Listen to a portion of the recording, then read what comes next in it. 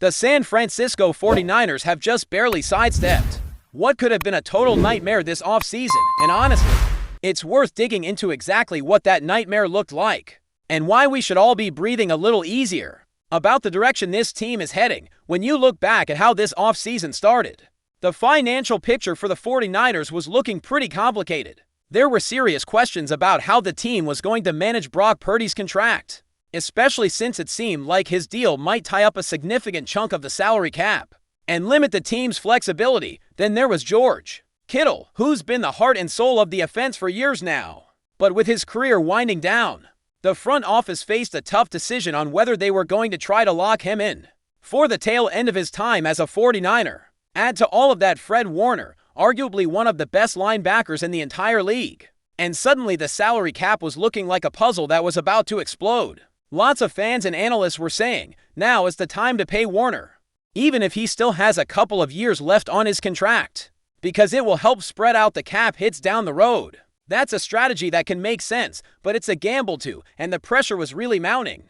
On top of these three big names, the team was also facing potential losses of key contributors in free agency, which always adds an extra layer of uncertainty. One player in particular who caught attention was Dre Greenlaw. It came out later that the 49ers went head-to-head with the Denver Broncos in trying to keep Greenlaw around, but in the end, Greenlaw wanted to be the number one guy on defense, and he realized that with Fred Warner still in the fold, that just wasn't going to happen in San Francisco. Greenlaw's departure stung a bit, but it also highlighted how much respect Warner commands in that locker room, and how much of a cornerstone he is for this defense. So all of that tension around contracts, cap space, and player retention was the big cloud hanging over the team as the offseason unfolded. Then I came across this report from John Beller from FanDuel, and while I'm not usually someone who takes FanDuel's insights as gospel, Beller made a pretty bold statement that the biggest red flag for the 49ers this season is Brock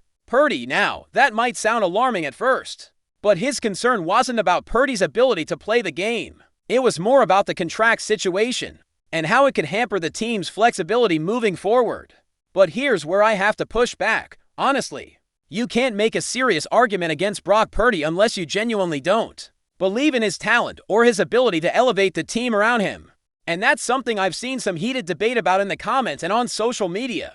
But for me, the numbers and performances speak for themselves. If you think about it, nobody would say something like this about quarterbacks like Tom Brady or Patrick Mahomes without serious evidence.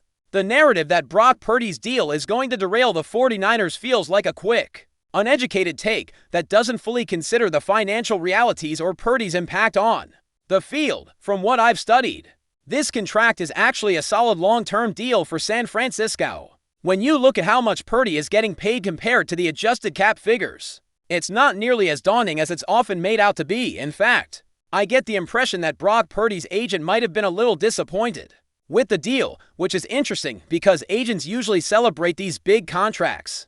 Purdy and his team could have pushed for more money given how well he performed last season, especially when you consider the way he carried the team through a tough stretch, and the fact that he ranked highly across many statistical categories. But the deal landed where it did, and sometimes that means the agent had to accept less than they might have hoped for. Now, setting that aside, the real story is how Brock Purdy proved last season that he can succeed even when things around him are less than perfect. Injuries, lineup changes, a struggling offense. Despite all of that, he found ways to lead this team and make plays. That resilience is not something you see every day in a quarterback, especially one with relatively limited starting experience. Steve Young himself has talked about Purdy's growth, especially his improved mobility and running ability, which became a key weapon in the playoffs last year. Before then, Purdy hadn't really shown that part of his game consistently, but in critical moments, like the playoffs against Detroit,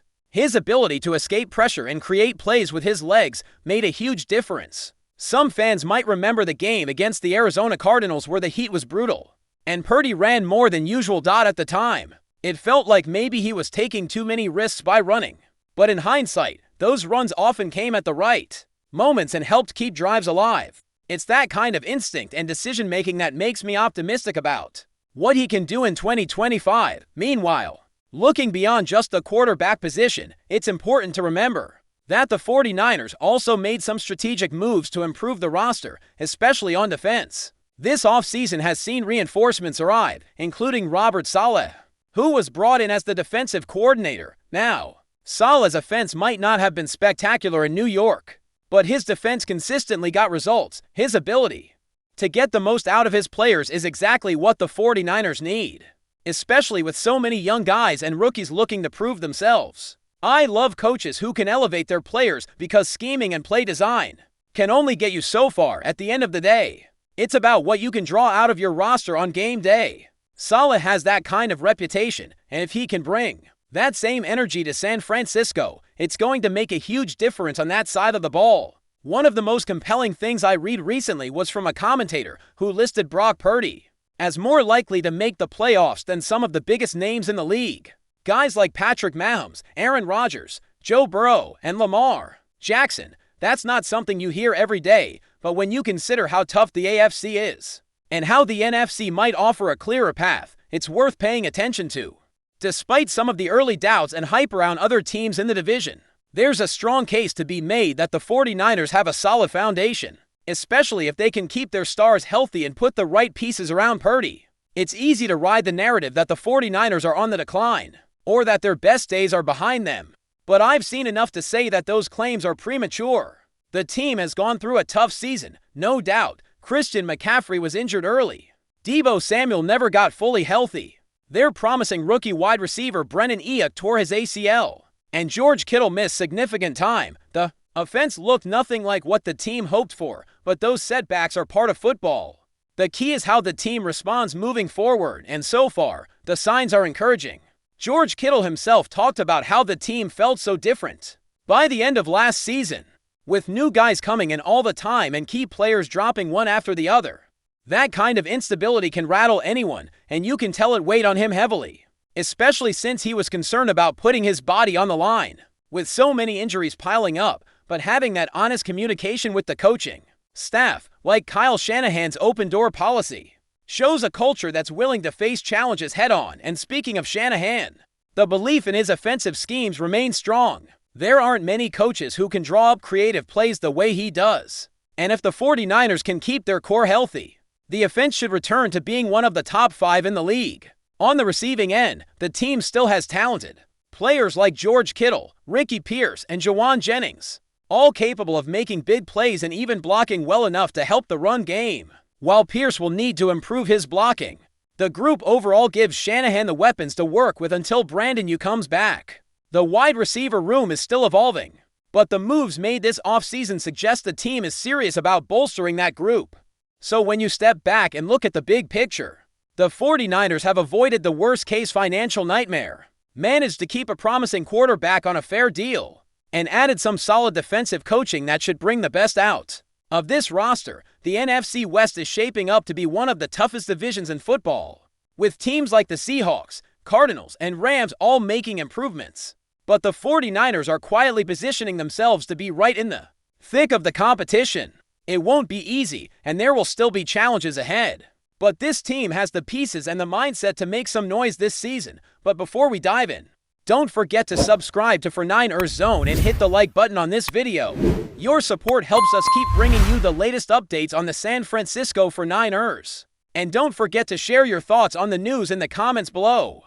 In what could be one of the most shocking moves of the NFL offseason, rumors have started swirling that Christian McCaffrey might be on his way out of the San Francisco 49ers. Sources close to the team suggest that a potential blockbuster trade is brewing, sending shockwaves through the football world and leaving fans and analysts scrambling to speculate on the possible destinations for one of the league's most dynamic running backs. Christian McCaffrey, known for his explosive versatility and ability to change the game both on the ground and through the air, has been a cornerstone of the 49ers offense since his arrival. However, whispers around the league hint that San Francisco's front office may be considering a bold shakeup.